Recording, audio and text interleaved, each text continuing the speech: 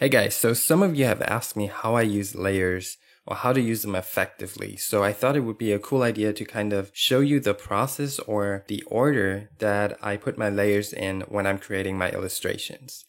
So on the screen, you see Clip Studio Paint and an illustration that I've done earlier. So this is a really simple illustration. There's not much to it, but it's an awesome example to kind of illustrate how I use layers to create my paintings.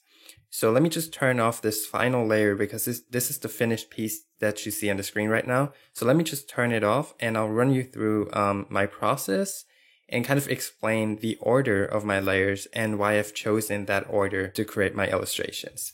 And so you have a layer called background or paper. It depends on the software that you're using. And so you just want to make sure never to paint on your background directly. You always want to paint on a separate layer. And you do that by just clicking on this icon here if you're in Clip Studio Paint, or you can go up to layer, new layer and raster layer and just hit OK and you'll have a new layer. So always remember to draw on a separate layer, never on your background. So here's my first layer with my sketch. And so as you can see, this is separated from my background layer. So here's my background and here's my sketch. And so I can kind of edit them separately and they're not really connected to each other. So meaning that when I'm trying to fix something with my sketch, I'm not affecting the background at all. And that's kind of the main idea or concept behind layers. So one way to kind of visualize it is, let's say you have a sheet of paper and you were going to take another paper and just place it on top of the first paper, kind of stacking them on top of each other. That's kind of how layers work. So you're layering one sheet of paper on top of another. This is a really safe way to experiment and to draw because you're actually never messing up.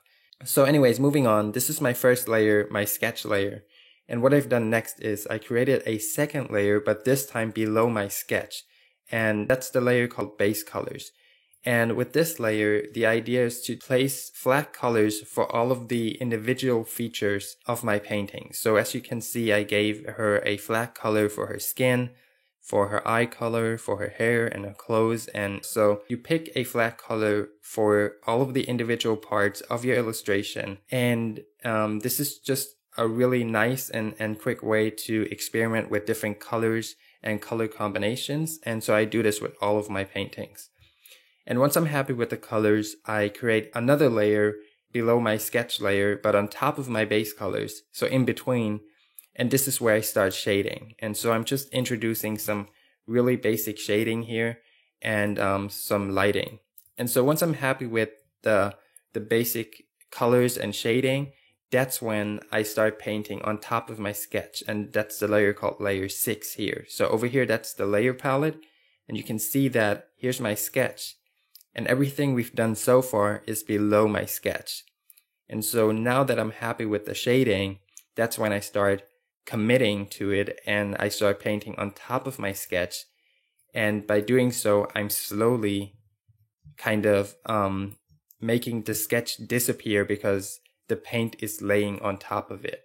So you can see I can always turn off individual layers and my sketch will still be there and it's untouched, meaning that I never change it in any way.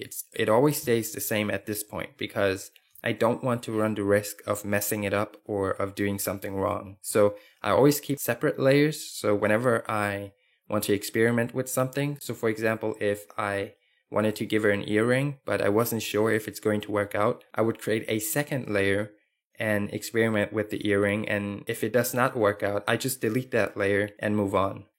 Many times when I'm drawing on paper, what happens is that I have an idea, so I want to add something to my drawing, but I'm afraid of messing up because once the drawing is messed up, you're basically screwed, right? So there's this fear in my head of messing up, and by keeping everything on a separate layer, you're basically free to mess up because you can always just delete that layer and give it another try without running the risk of destroying your original drawing. So moving on, this is the first layer on top of my sketch, and you can see that now I'm painting on top of it and I'm committing to certain features, and this is where I start rendering out the details. And so at this point, I'm really relaxed because most of the work has been done and now I just have to clean it up. So as you can see, the next few layers are just kind of making it look nicer and more pretty, but there's not going to be a whole lot of big changes anymore because most of the work has been done. So let me just turn on some of the other layers and you'll see that I'm just rendering out the illustration without kind of like doing any big changes to it anymore. So here I'm just kind of fleshing it out, making it a little bit softer and nicer, and adding some more lighting. And this is my final layer, and the final layer is basically only tilting her eyes a little bit. And so the idea is to keep everything on a separate layer and to work in a non-destructive way. So you're never running the risk of destroying something, because whenever you're trying out something new, whenever you're playing with a new color, you keep it on a separate layer so you're not affecting any of the other layers. So for example, if I were to change something now, I would create a new layer and I could play around with the colors. So let's say I want to change the color of her shirt or so, and let's say I do not like the color. I actually didn't mess up anything because I can just turn this layer off and I'll be back to my previous stage where everything looked good. And so layers are really powerful, and I know they can be a little bit confusing if you're new to digital painting, but I would advise you guys just to check them out and to really understand how they work, because they're really not that difficult to understand. They're a really basic concept. You just have to imagine that you're kind of layering one paper on top of another, kind of like you're taking tracing paper and you're placing it on top of your drawing, and that's where you get to experiment and try out new things. So this is a really fun way and an easy way to create your illustrations. And I know that this is probably, to most of you, this is pretty obvious and you've known about layers already. But to the people out there who are new to digital painting, this is really helpful. And there's no single digital painting that I ever created without using layers. So I always use layers, and sometimes I have up to 100 layers. It always depends. And sometimes I only have 5. It really depends on the painting, and there's really no limit. Just because somebody else is using one layer for their painting doesn't mean you have to stick to one. You can use up to 200, 500, however many you need, and it also depends on your computer, of course. So some computers can't handle like 100 layers, but if your computer is strong enough, then yeah, feel free to use as many layers as you want to, and make your process as comfortable as possible. So I really don't care what other people do when they're painting. I only care about my own process, and if I feel like using 200 layers, then I'm going to do so. And if I feel like only using 5 layers, then that's fine as well. So don't get too focused on other people. Try to find your own workflow that works best for you. This is the one that I like. I like to keep everything separate from each other, because that way I'm not running the risk of destroying any parts of my illustration, and I can always go back.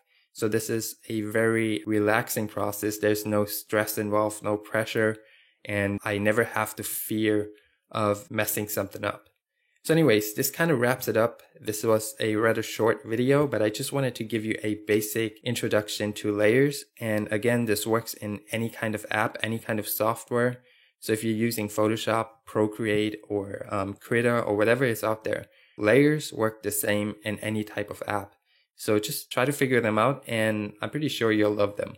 So anyways, guys, let me know in the comments below if you found this useful. If you liked the video, then please give it a thumbs up. If you haven't subscribed to my channel, then I would love it if you hit that subscribe button. And as always, guys, I love you with all my heart and soul. I hope to see you in my next video.